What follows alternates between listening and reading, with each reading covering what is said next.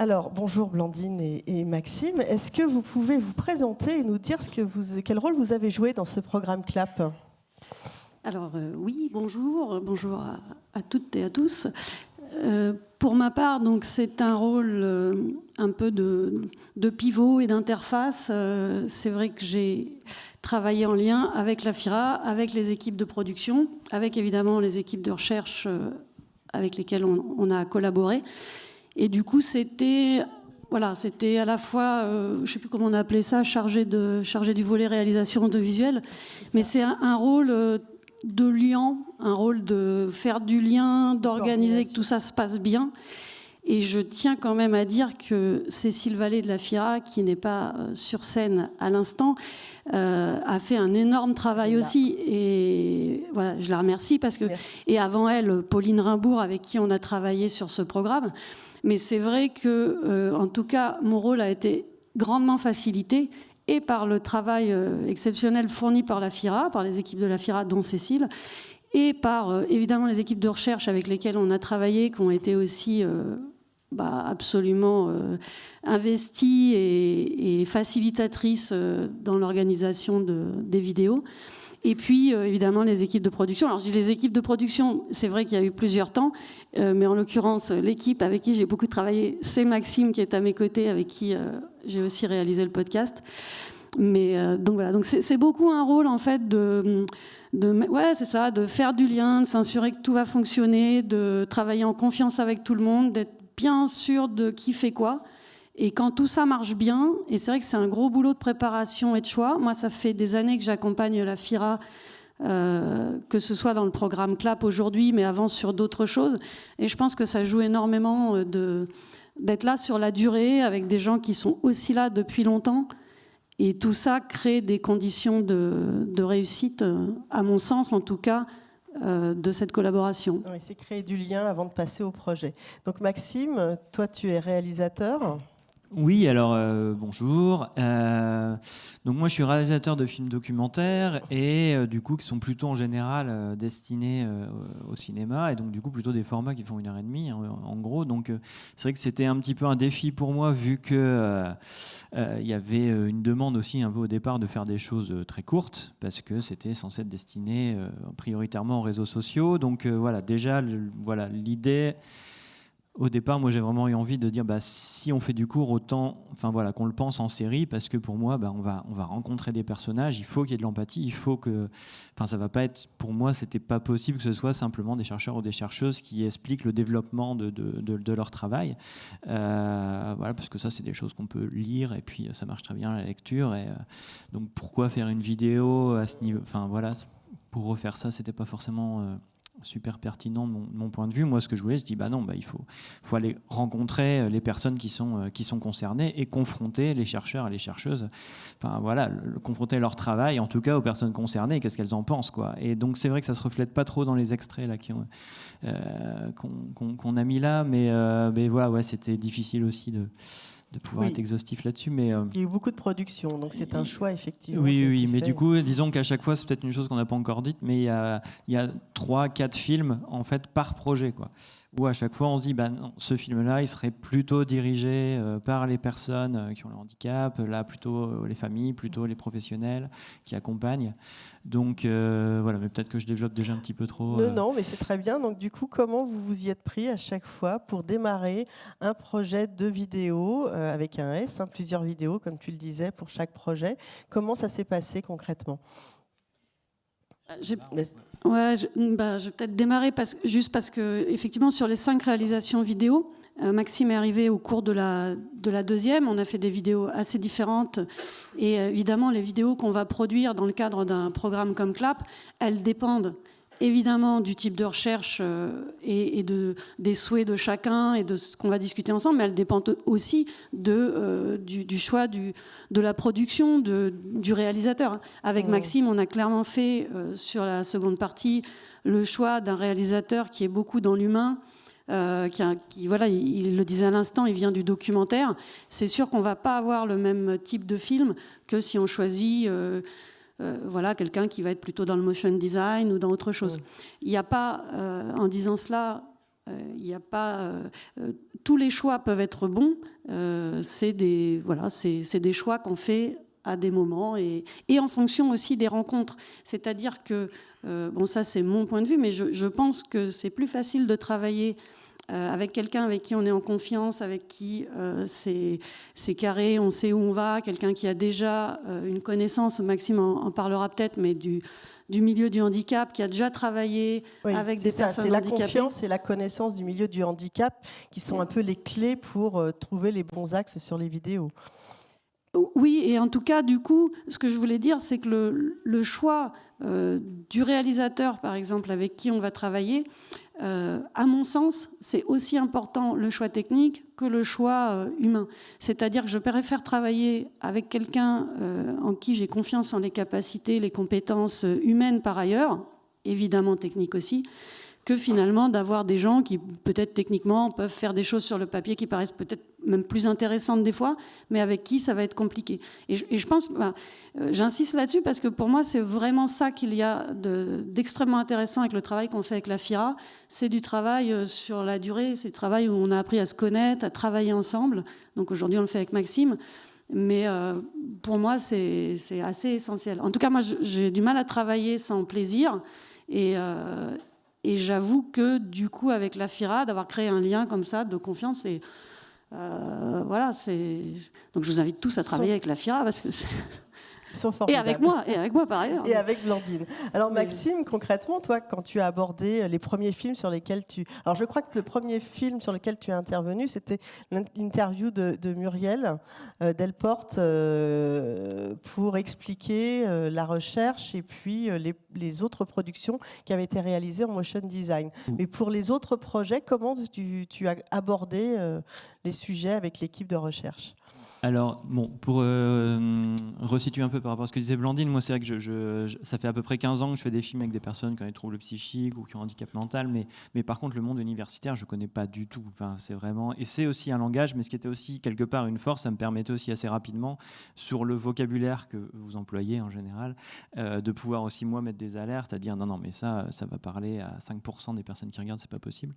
Et en plus, on travaillait avec des universitaires, parfois suisses ou québécois, donc on avait encore une palette de vocabulaire plus étendue. Donc,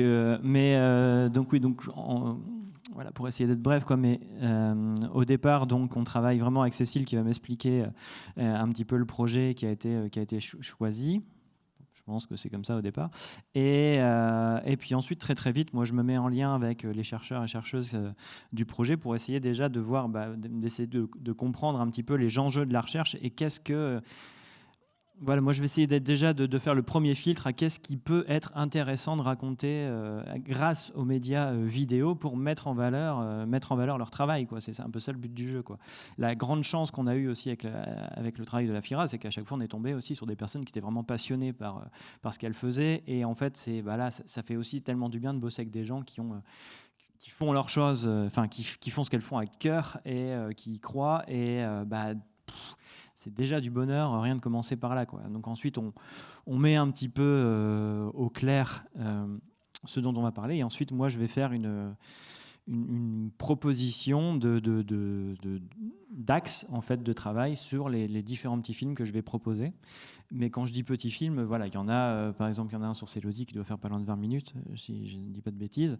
Mais pourquoi ? Parce qu'au départ, enfin voilà, des fois, il y a une fluidité qui me semble, moi, évidente, et au-delà de la peur que non, c'est trop long, les gens ils vont couper et tout, etc. Enfin, il y a des fois, non, en fait, ça marche. Et en fait, ça peut marcher, un film de 20 minutes qui s'il est bien construit, mais il est bien construit, c'est pas juste parce que je considère bon réalisateur, c'est aussi parce que il y a un travail avec les chercheurs et les chercheuses de trouver les personnages qui vont avoir eux aussi très envie d'aller partager leur expérience.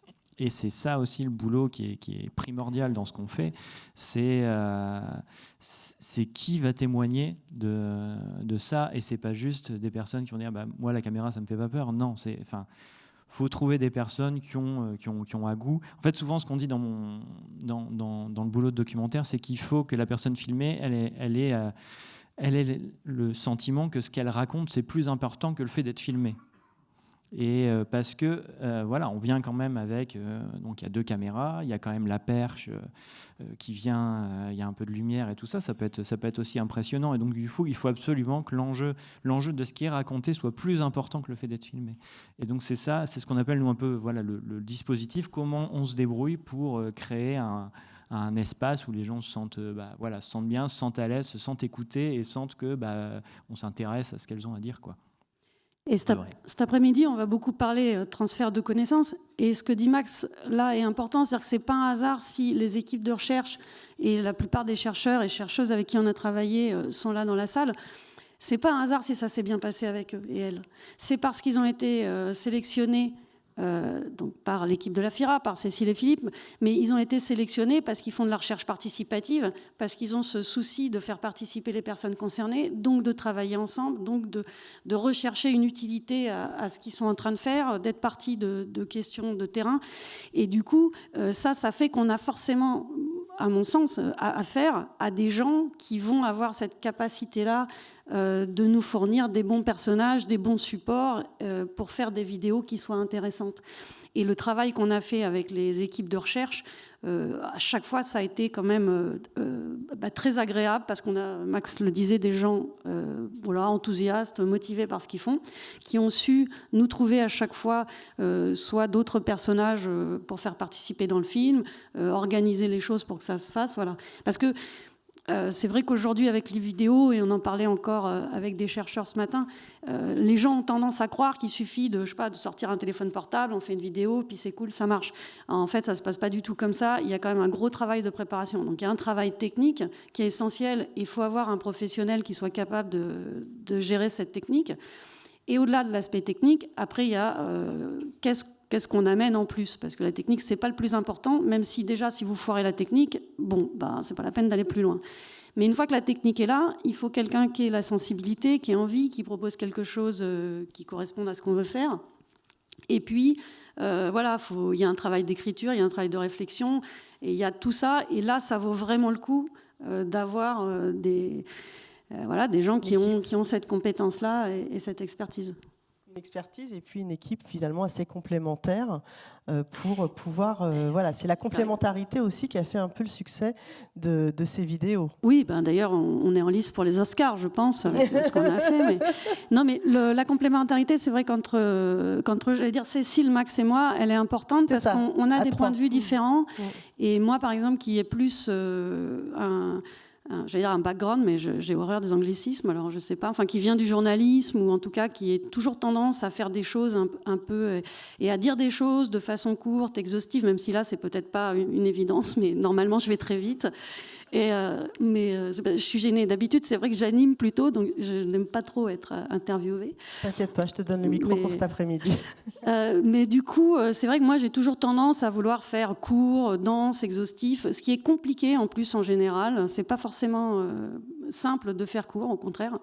Max, qui vient donc du documentaire, qui laisse plus de place à l'humain, à installer des personnages, là où moi, j'ai juste envie que le personnage il nous dise ce qu'on a envie de lui faire dire au bout de 5 minutes. Je me dis, il a qu'à le dire tout de suite, et puis on zappe la première partie, quoi. Et du coup, cette complémentarité-là, avec Cécile qui nous orientait, elle, sur les besoins spécifiques de la FIRA, ça marchait bien, voilà. Très bien. Alors, justement, quand toi tu dis moi je veux aller droit au but parfois, et puis Maxime a envie peut-être d'étendre un petit peu plus, est-ce que vous avez dû faire des choix avec les chercheurs sur les résultats de la recherche que vous alliez transmettre en vidéo ? Est-ce qu'on peut tout transmettre en vidéo, ou est-ce qu'on doit hiérarchiser et renoncer à certains sujets ? Pour moi, on n'est pas tant... Alors peut-être que... je donne mon point de vue. Mais pour moi, l'important, c'est pas tellement la transmission à cet endroit-là, quoi. C'est de donner envie de s'intéresser. Et il y a tout un tas d'autres documents qui sont disponibles en ligne où on peut aller creuser le sujet. Pour moi, les vidéos, c'est d'abord une rencontre avec la recherche, mais une rencontre avec les personnages. Et en fait, il faut qu'il y ait de l'empathie. Il faut qu'on on ait envie à la fin de la vidéo de dire bah tiens, j'ai vraiment rencontré quelqu'un, j'ai passé un bon moment avec, et en fait bah oui, cette problématique qui est soulevée, j'y ai pas soit jamais pensé, soit pas sous cet angle, et j'ai envie de creuser, quoi. Et en fait, faut pas avoir une prétention, enfin pour moi, hein, de dire c'est une vidéo qui va tout expliquer en 4 minutes 50, quelle a été la recherche qui a duré je sais pas combien d'années, c'est juste pas possible en fait. Donc ouais, c'est remettre du sensible en fait dans de la recherche scientifique aussi, quoi. Remettre de l'humain, du sensible, de l'humain, très bien. Et en fait, tu veux compléter ? Ouais, sur le choix des messages. Alors évidemment, on se pose la question avec la FIRA, voilà, qu'est-ce qu'on veut montrer, à qui on veut le montrer, surtout ça va beaucoup jouer aussi sur le format que va prendre la vidéo qu'on va réaliser. Et puis, du coup, des fois, il y a des choix qui vont être faits après, de peut-être pas tout montrer, ou peut-être on avait décidé d'en dire trop et on va en dire moins. Mais en tout cas, cet objectif de qu'est-ce qu'on veut dire à qui, il est quand même primordial pour derrière préparer le travail de réalisation, quoi. Et après, je suis d'accord avec Maxime, on ne peut pas tout dire. De toute façon, souvent, ça n'a pas forcément de sens. Et aussi, ce qui est intéressant, vous m'entendez bien ? Ouais. Oui. Ok. C'est que là, on a travaillé beaucoup avec les équipes de recherche. Donc, on a pris un certain angle. On fait un choix de travailler avec l'équipe de recherche qui a envie de dire certaines choses. Et on travaillerait, je ne sais pas, plutôt pour des prochains films, pour Clap 2, plutôt avec des acteurs de terrain. Et ben, on prendrait sûrement un autre angle. Et ça pourrait être tout aussi intéressant. Et moi, j'espère qu'on pourra continuer à travailler sur ce genre de projet. Et justement à changer le type de réalisation, à faire des choses, par exemple, plus de l'ordre du reportage, du journalisme, je sais pas, en tout cas tester. Philippe en parlait tout à l'heure, on est sur des expériences un peu pilotes, c'est encore la valorisation des résultats de recherche, c'est pas encore complètement travaillé à tous les niveaux. Donc on a encore des choses à tester, et ça me paraîtrait extrêmement intéressant que sur les prochains projets, tout en travaillant quand même avec les chercheurs, mais en un peu se désaxant d'eux et voir qui aurait envie, plutôt du côté des acteurs de terrain, qu'est-ce qu'ils auraient envie de savoir, et construire du coup des films différents. Différents, voilà. Absolument. Alors, on le sait, on le dit depuis ce matin, que les projets de recherche qui sont soutenus et qui sont dans le projet CLAP sont des projets qui impliquent les personnes concernées. Comment vous avez, je sais que vous avez eu le souci d'associer d'une manière ou d'une autre sur chaque film les personnes concernées. Comment vous vous y êtes pris ? D'abord, on s'y est pris avec c'est les chercheurs qui là, ont travaillé avec ces personnes-là, qui savent. Vous avez vu tout à l'heure l'extrait du film avec Yannick.